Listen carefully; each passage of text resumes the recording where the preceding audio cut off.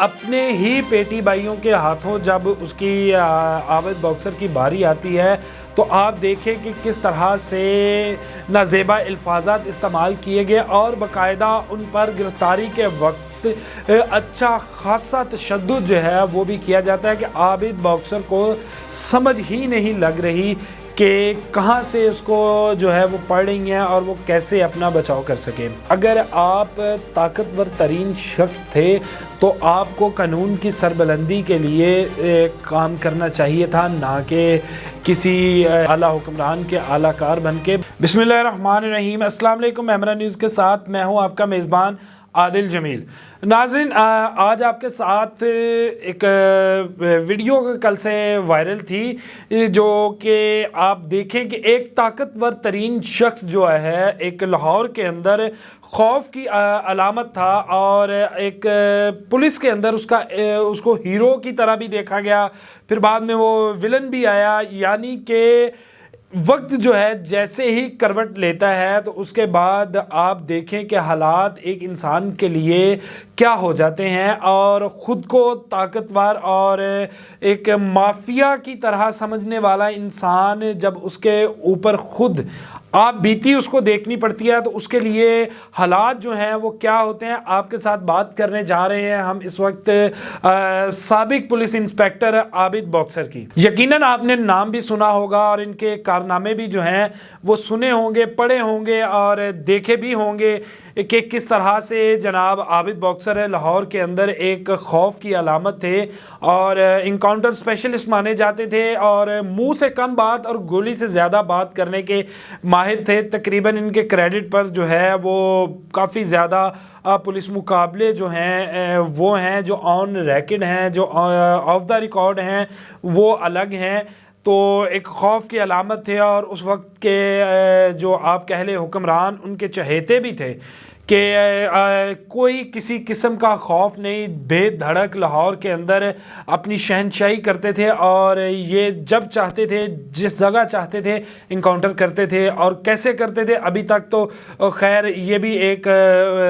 آپ کہہ لیں کہ معمہ ہے کہ جس کو ابھی حل بھی نہیں کیا جا سکا۔ اب وہ خود جو ہے وہ قانون کے شکنجے کے اندر جو ہے وہ پھنس چکے ہیں۔ آج سے کچھ روز پہلے جناب عابد باکسر کو ان کے گھر سے گرفتار کیا گیا، تو آپ ویڈیو کے اندر دیکھ سکتے ہیں کہ کس طرح سے جو ہے گرفتاری کے موقع پر پولیس والوں کا رد عمل کیا تھا کہ روایتی پولیس ہم یہاں پر بات کرتے ہیں تو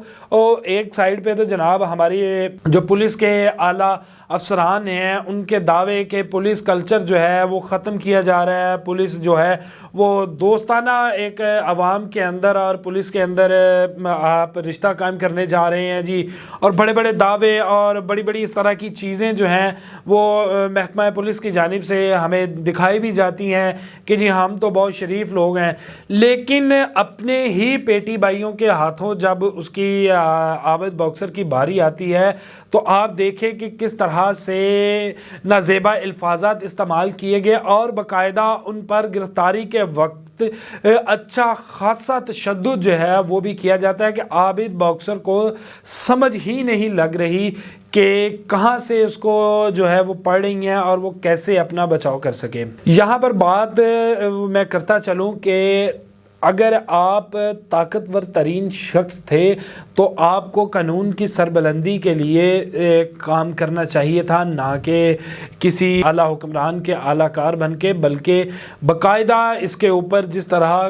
پاکستان کے آئین کے اندر درج ہے، پاکستان کے قانون کے جو ہے مطابق کام کرتے تو آج آپ یقیناً پاکستانی قوم کے اور حکومت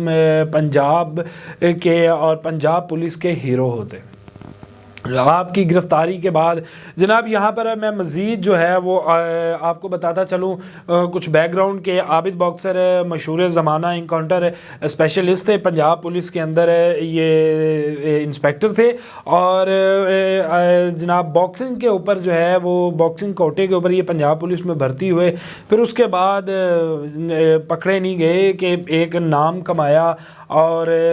نو ڈاؤٹ کہ جرائم پیشہ افراد کے لیے خوف کی علامت سمجھے جاتے تھے اور مظلوم کے ساتھ بھی کھڑے تھے، لیکن مقاصد جو تھے کچھ اور تھے، حکمرانوں کے لیے بھی کام کیا اس وقت کے۔ پھر جب ایک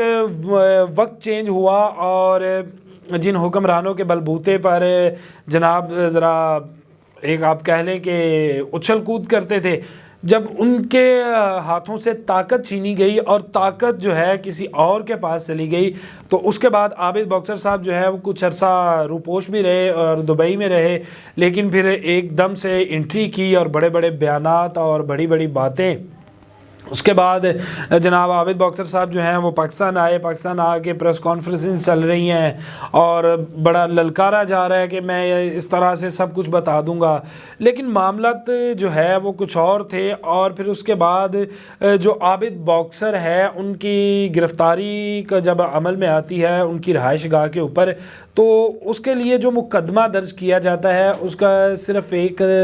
جو ہے وہ نام دیا جاتا ہے کہ جناب جو ہے وہ اعلیٰ پولیس افسران کے خلاف نازیبا الفاظ استعمال کرتے ہیں۔ اس کے بعد پھر ان کو گرفتار کرنے کے لیے ایک ٹیم پہنچتی ہے جہاں پر ان کی طرف سے مزاحمت کی جاتی ہے،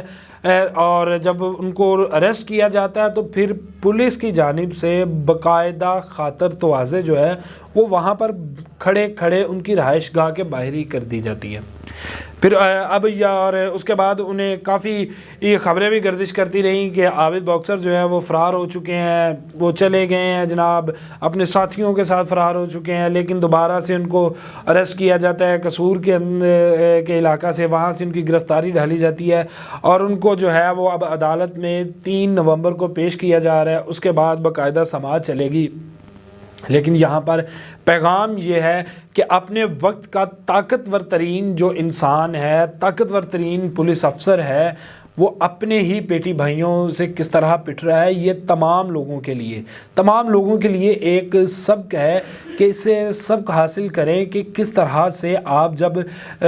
طاقت میں اور آپ ایک کرسی پہ بیٹھتے ہیں تو وہ بھی آپ کا امتحان ہے، اور اللہ تعالیٰ جو ہے اس کی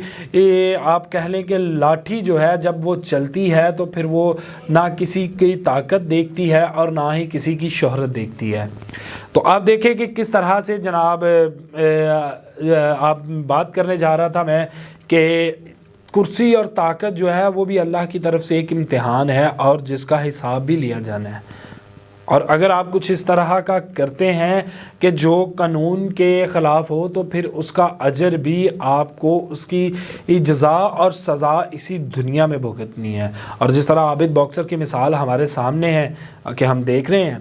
تو ویڈیوز میں بھی آپ دیکھ سکتے ہیں کہ کس طرح سے جناب ان کی خاطر توازی کی جا رہی ہے۔ تو یہاں سے سب کو جو ہے وہ سبق حاصل کرنا چاہیے کہ ایک اللہ پر ایمان رکھ کے اور اسی کے جو بنائے گئے اصول ہیں، جو شریعت کے اندر احکامات ہیں، جو ہمارے ملک پاکستان کے آئین کے اندر درج ہے، قانون کے مطابق کام کیا جائے تو پھر واقعی ہی جو ہے وہ سربلندی اور نام کے لیے جو ہے وہ اللہ تعالیٰ خود رستے پیدا کرتا ہے۔ اس کے ساتھ ہی مجھے دیجیے اجازت، اللہ نگہبان۔